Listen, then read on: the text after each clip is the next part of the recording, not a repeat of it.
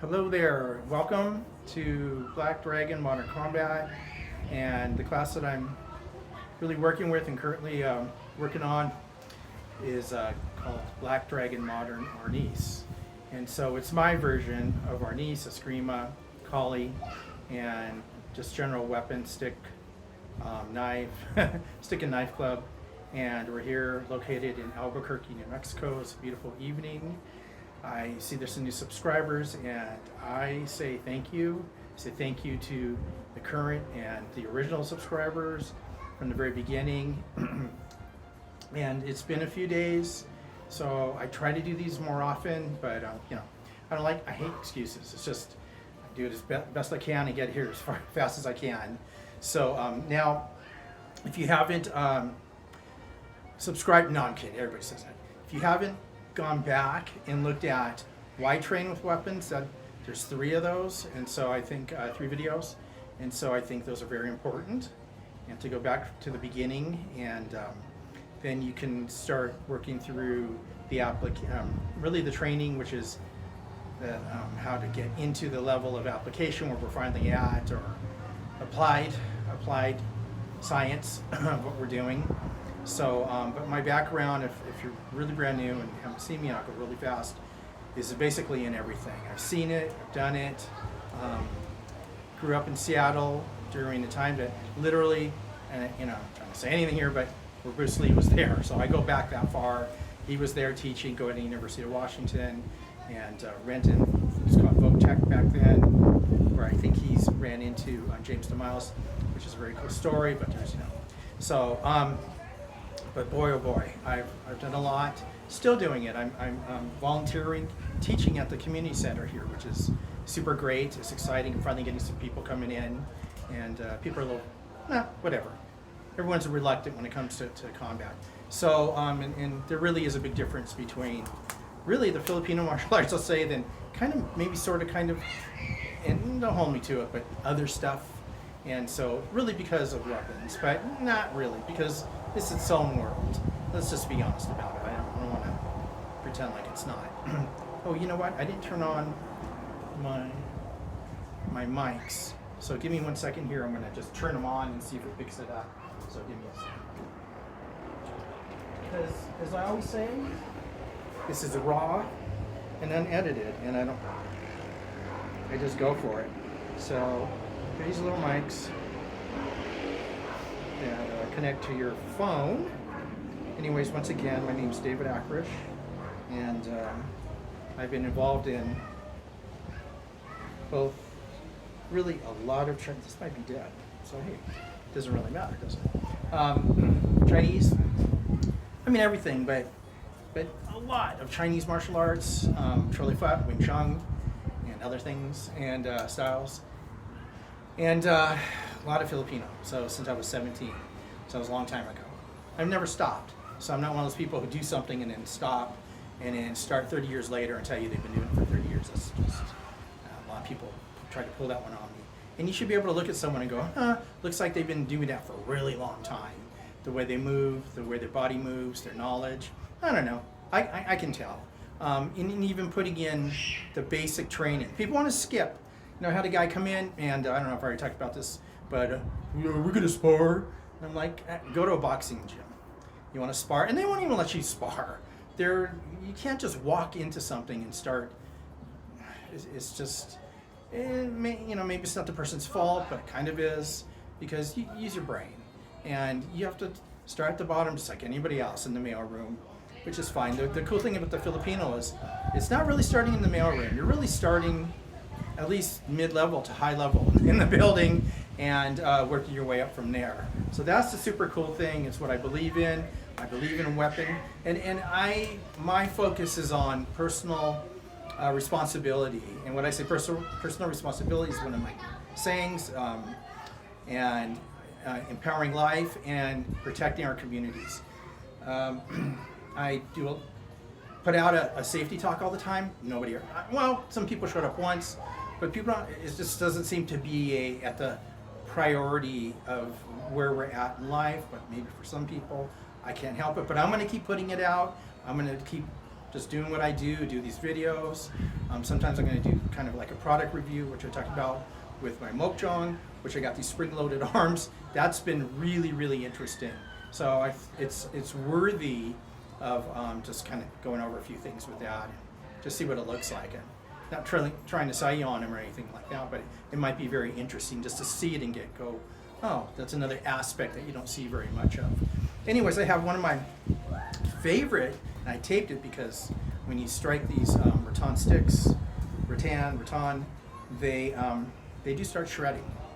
And it's interesting, they start actually burning from striking, and it gives off this very interesting scent. But anyway, so I taped this one up. I probably had this for 30 years. That's kind of cool. A company sent these to me to try out, so a long time ago. But anyways, I've kept them, or I have another one, and kind of kept a pair, so I love this one. So anyways, I'm going to, so the grip and all that, that's in the back videos, okay, like application number 1, number 2, talking about the Florette and the Zero. And so go back and look at that if you're, I think it's really worth it to look at that type of training, base training, before getting into this. So it's good for you, I think, some stretches and all that, and it really kind of gives you the full program.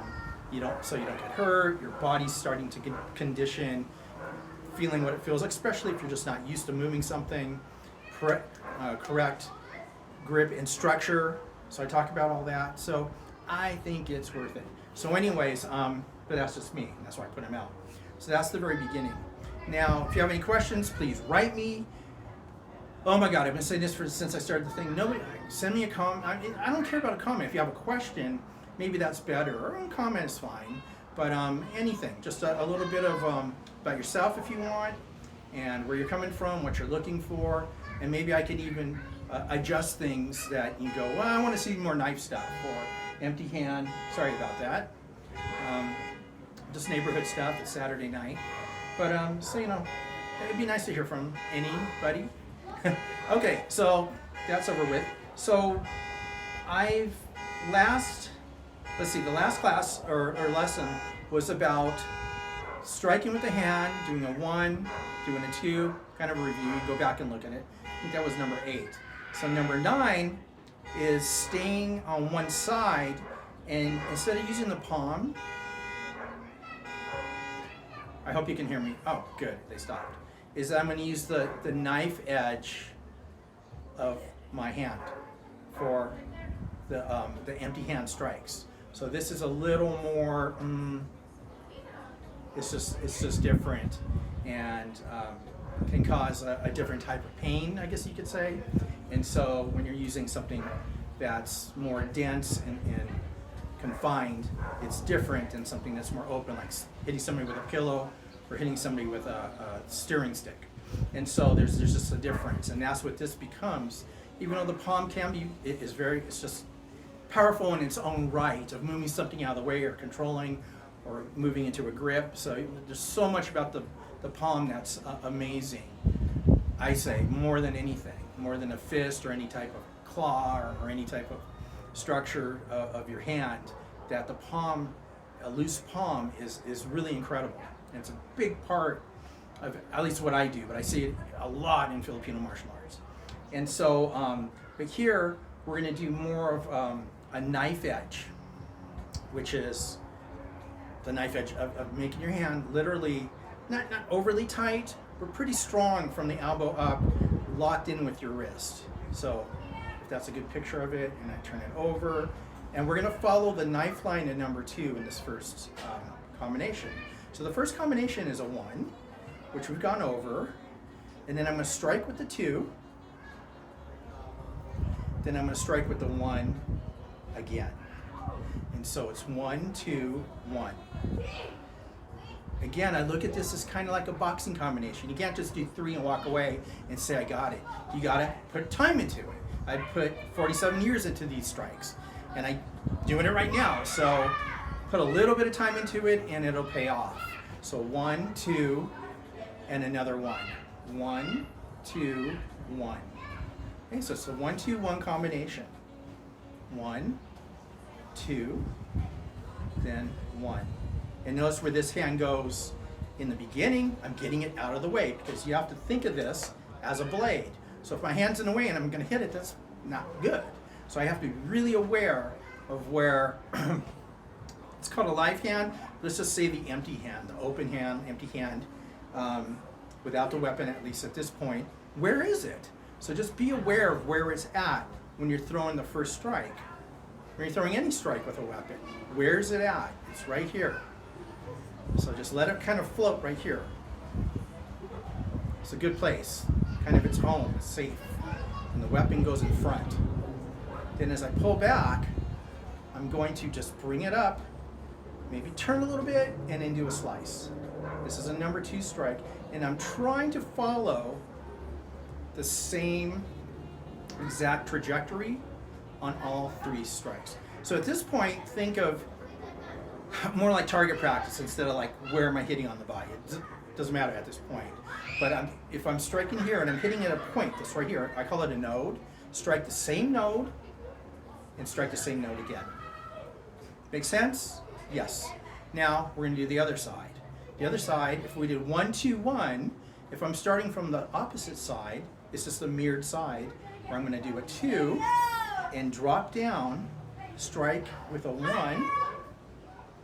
It's kind of a chop, but it's a downward chop. Out of the way, pull through, and strike with the 2. Now, you can strike with the 2 and drop. Now, let's just pull out of the way. I want to do it this way. 2, 1, I come across and strike with the 2. 2, 1, 2. One more time. 2, 1, 2. So this downward 2 angle should be the same with the number 1. And then I'm striking the same again. So I'm going for that same node, same exact knife line angle. And it's downwards, it's not lateral. It's not lateral, which is something else. This is down. So this may look like it's going lateral, but it's not. I'm sending energy downwards. So my hand keeps going down. I'm just not going that far, but it is catching and moving something downwards. Anyways, and then pulling through and striking with number 2. Now, if you feel like really good about all this, I was looking for a word, then we can go 1, 2, 1, 2, 1, 2. So 6 moves. 6 moves we're putting together. 1, 2, 1, 2, 1, 2. We'll do that one more time. Putting it together. Let's start with the 2 side. 2, 1, 2, 1, 2, 1. So I'm staying with the 3 strikes on either one side or the other in this lesson. So let's do this again. 2, 1, 2. And then I'm going to come to the other side. 1, 2, 1. And I'm really feeling the structure on both, especially, well, I don't want to say one side's more important than the other, because they're both extremely, this is all I've been trying to get through to the students, is that the structure, the whole body's connected, not stiff, it's flowing. There's some play in the wrist, but not a lot. So I'm really connecting my body, very much like Tai Chi, very Chinese, connecting my body with the weapon. Same here, here. And I'm going to come across 2, connecting my body, especially for the 1. Coming over and then 2, same thing, 2. So it isn't this, it's connecting. Huge difference. I can't tell, immeasurable difference. So anyways, that's today's lesson. I think it's number 9. So it's a 1 weapon, 2 open hand blade, 1 weapon stick. And we're switching to the other side. It's a 2 strike with a weapon. It's a 1 open hand, chopping down, and then it's a 2. Last thing I'll say is every day, and it's been 47 years, I hit the moat jump. Because you can practice in the air, And I am promoting the mokjong one more time, because it can go for anything. Go for Filipino. It works with anything and everything. If you think you're just going to do stuff in the air and then something actually happens and you hit and you go, oh my God, my arm hurts, I broke my arm, I can't take the pain. Some people can take pain, some people can't. I don't know how to project the energy. That's where the mokjong, it's brilliant. It's ingenious. It's not a dummy. I don't even want to call it a dummy. I think it's a dummy. And it's one of the most genius creations to mold you into a warrior, to be strong, to create iron body training, an iron arm if nothing else. And you have to hit something. You have to feel, even this. This is and I talked about before, and I'm going to do something with that eventually, but it's a wrecking ball, and that's about 100 pounds. And I do my slaps and hits on this. So I do some boxing stuff, but I do actually striking it and see how much I can move it and what it feels like. I use my whole arm, sometimes my hand, sometimes maybe a knife edge. It's not great for knife edge, but more open hand strikes. And because you got to feel something, you got to have some type of reality other than somebody attacking you, somebody running at you, somebody grabbing you. Sure, then you're in a reality moment. But you got to train at least to some degree of what it feels like to strike something, or what it feels like to have a bar, and you're hitting a bar in the mokjong and striking the body of the mokjong. See what it feels like. Some people say it's not meant for that. I say bull is like, that's what it's for. It's for everything. It is to build. I do 20 key points about the mokjong, but one of the biggest things to me is it's sending, and because that's what it's about in self-defense, right? It's sending out something. It's not just receiving, but it's sending. It's like getting somebody out of the way, pushing out of the way, striking out of the way, to be able to do something as fast and rapidly as possible to end a situation. It isn't a boxing match. It isn't a sport. And I've really gone over that. It's not even a martial art. It's combat. And so that's why I call it Black Dragon Combat. And look up the word combat. And the army goes in, it's combat. They go into the they don't go into fighting. I mean, obviously they're going to go fight. It's like, not really. Fighting's a different word. It doesn't have the same meaning as combat, at least to me. So I'm using my way of vision or my terminology or interpretation of what, as much as reality as I can possibly train myself or train other people for a horrible situation. And so I'm a broken record. I say the same thing. That's good, because I'm not going to change my views or my ideas or my perspective on how you should train mentally, physically. And one of the things, and the mokjong's right back there behind the camera, is that even if I hit it like for 10 minutes, I'm like, every day I do, because it does something. It creates something inside of you. There's a fire. It's like stoking that fire. It's like the bellows, the air that's pushing the fire up, and forging something, forging fire. And so forging your own fire. So the mokjong forges the fire, but so does this training too. If you don't ever want to buy mokjong, do that. That's, we all live in our own personal freedom of what we're going to do. But I'm still going to encourage and push and talk about it.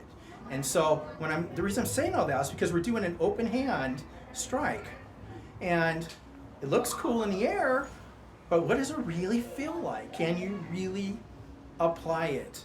And I watched someone who's like a double black, second dan black belt, and it's all air. I feel bad. I'm not trying to rank, but they're not preparing themselves as much as they possibly can by doing a bunch of katas and getting a belt and feeling confident. It's not good enough. Sorry, this channel is about reality. It's not trying to be an asshole, but is it an asshole to point out something that's actually detrimental? And I think a lot of things out there that are people doing this kind of stuff is detrimental. That's why I'm teaching this is because, well, if you're using a weapon, at least you're creating a higher percentage for yourself And even the thought of like, I'm gonna, and I always say the way you train is the way you're going to react. It just is. My friend, my teacher, my first teacher told me that.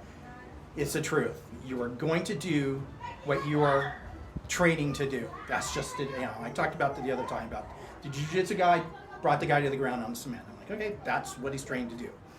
In his mind, at least. That was his decision. Not every person, I'm just saying that's what he did. That's what he studied. A plus B kind of equals C right there. And so in that situation, in that specific situation.